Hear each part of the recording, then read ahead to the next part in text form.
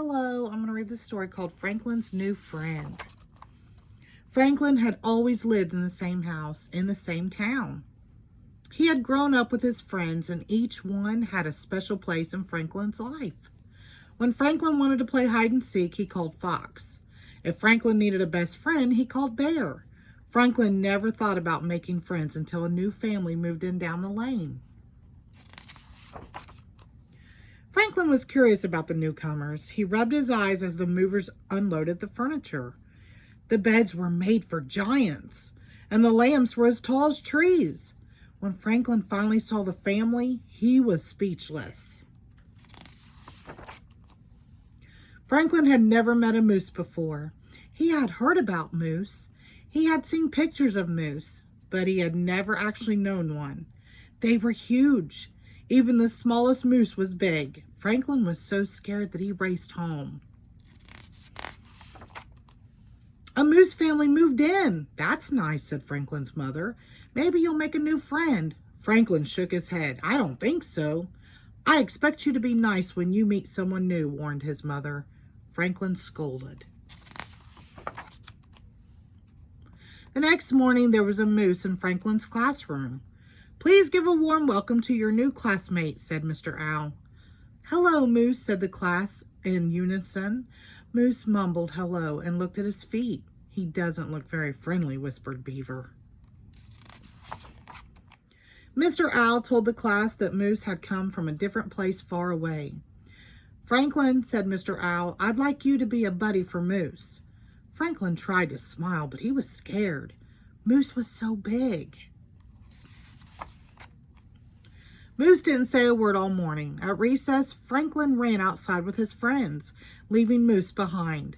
But Mr. Owl reminded Franklin that he was Moose's buddy. Do you want to play? Asked Franklin. Moose shook his head back and forth. Franklin was relieved. During recess, Moose stood alone as Franklin and his friends played soccer. Fox kicked the ball too hard, and it flew into a tree. Now we'll have to get Mr. Owl, groaned Bear. I've got it, cried Moose. He knocked the ball out of the tree and sent it flying to Franklin. That was good, said Fox. I guess, shrugged Franklin. Back in the classroom, Mr. Owl asked Franklin and Moose to make posters for the bake sale. I don't need any help, said Franklin. Mr. Owl talked to Franklin alone. Try to imagine how Moose feels. He's new and he has no friends here. He's probably scared. Moose can't be scared, said Franklin. He's so big. Mr. Owl looked at Franklin. Big or little, we all get scared. Franklin thought about that. Franklin got the paints and the paper. Do you want to help me, Moose? Oh, yes, said Moose. I love to draw. They sat side by side and planned the poster together. Franklin realized that Moose didn't seem as big when he was sitting. After much work, the poster was perfect. They both thought so. At library time, Franklin taught Moose how to borrow books. Moose showed Franklin how to cut a perfect circle.